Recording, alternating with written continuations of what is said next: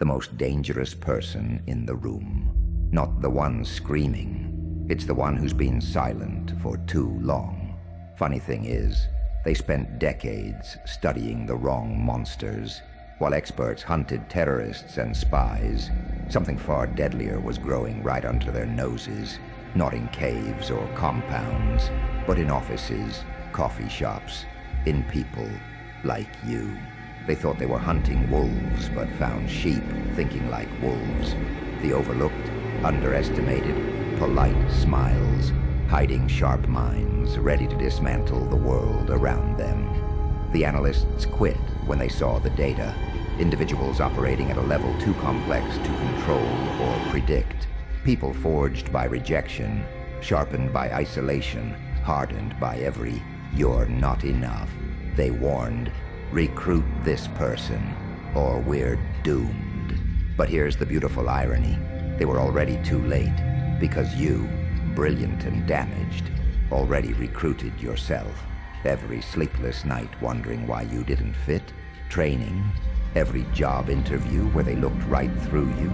Intelligence gathering, every too intense relationship that ended. Classified operations. Society's rejects aren't broken, they're classified. That job you lost, not unqualified. You were too dangerous.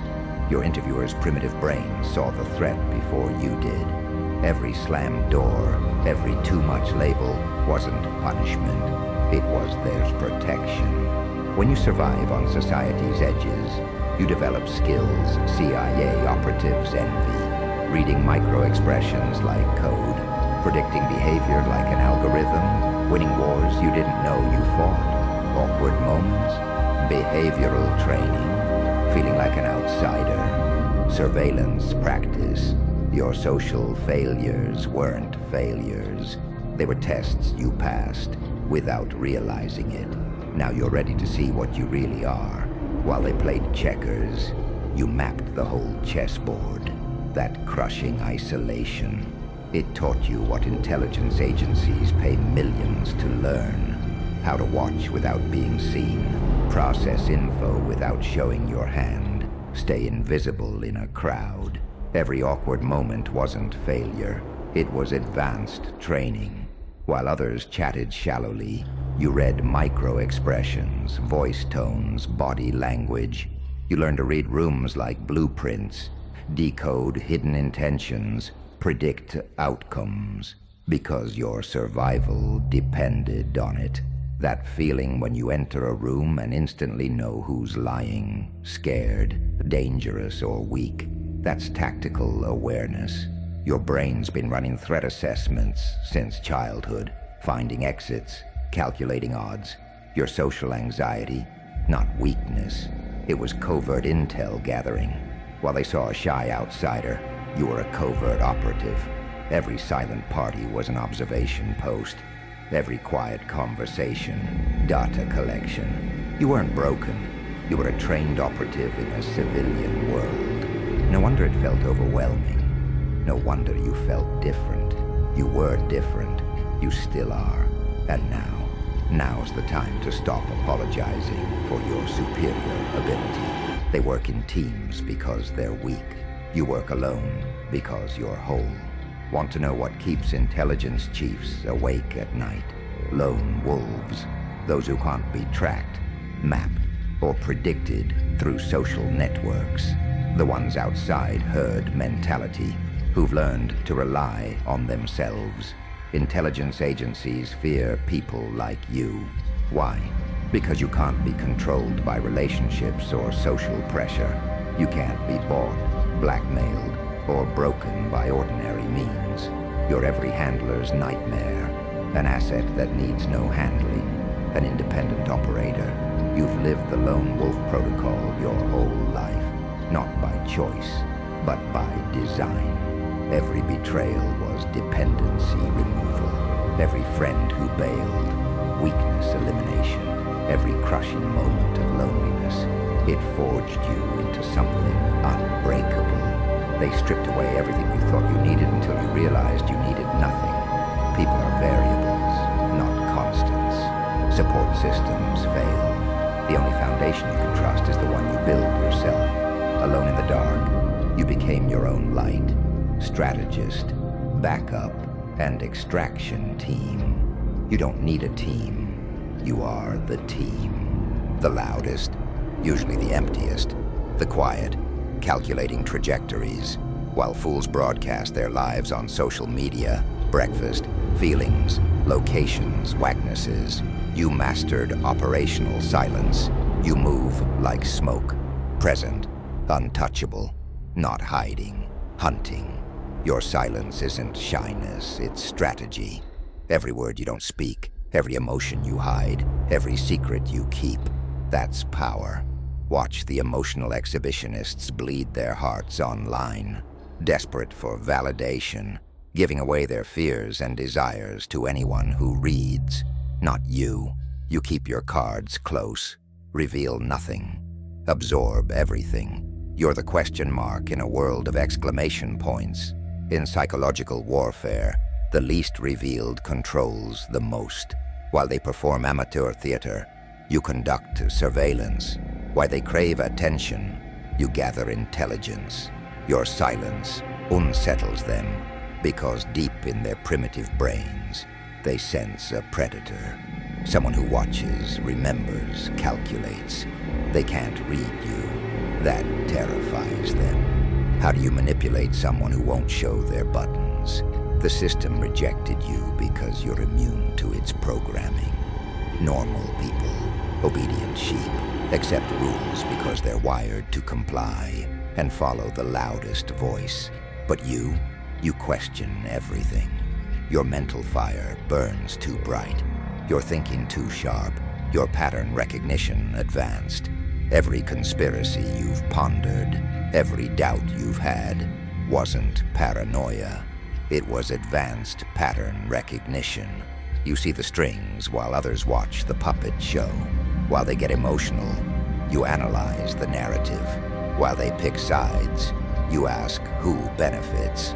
They called you difficult for asking why, paranoid for seeing flaws, a troublemaker for refusing to pretend. They tried to install compliance software on hardware that rejected it.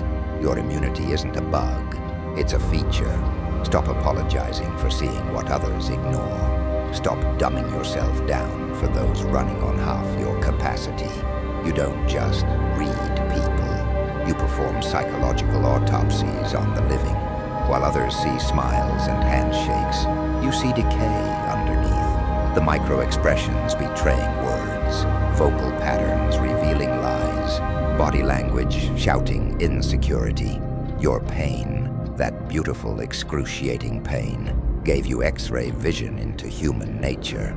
You detect lies before they're formed. You spot manipulation across the room.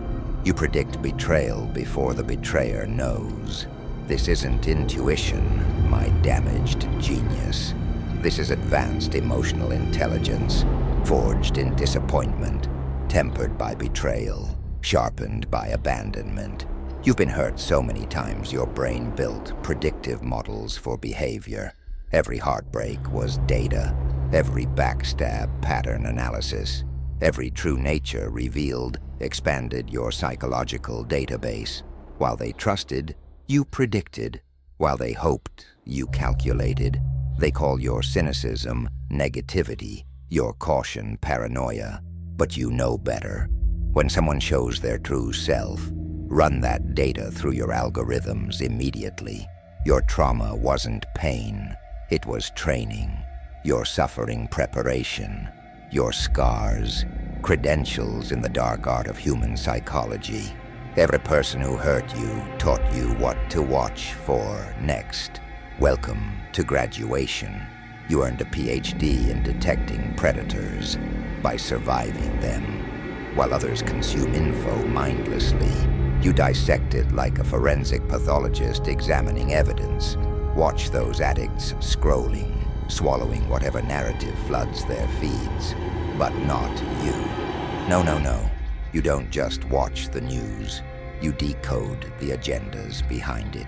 You spot the puppet masters pulling the strings behind every headline. You don't just watch movies. You analyze propaganda, tactics, frame composition, narrative structure, emotional manipulation.